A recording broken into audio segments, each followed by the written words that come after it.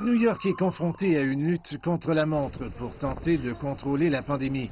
Les cas de Covid-19 dans l'État doublent tous les 3 jours. Davantage de lits d'hôpitaux sont nécessaires, ainsi que des respirateurs vitaux pour les cas les plus graves, mais qui ne sont pas envoyés assez rapidement par le gouvernement fédéral.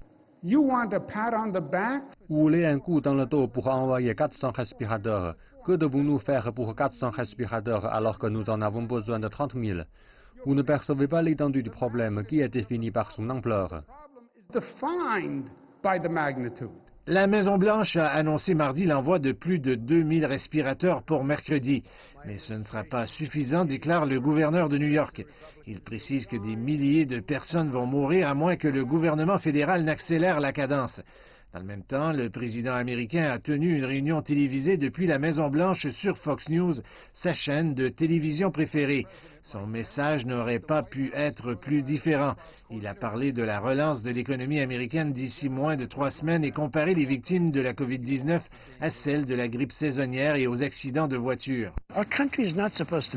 Notre pays n'est pas construit pour fermer. Notre population est pleine de vitalité et d'énergie. Ils ne veulent pas être enfermés dans leur maison ou leur appartement.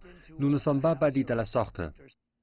Les opinions du président américain diffèrent vivement de l'avis de ses experts médicaux et de nombreux gouverneurs et politiciens, même de son propre parti. Son optimisme naturel a pu fonctionner dans des périodes plus ordinaires, mais quand il s'agit de lutter contre le coronavirus, cela pourrait avoir de sérieuses conséquences.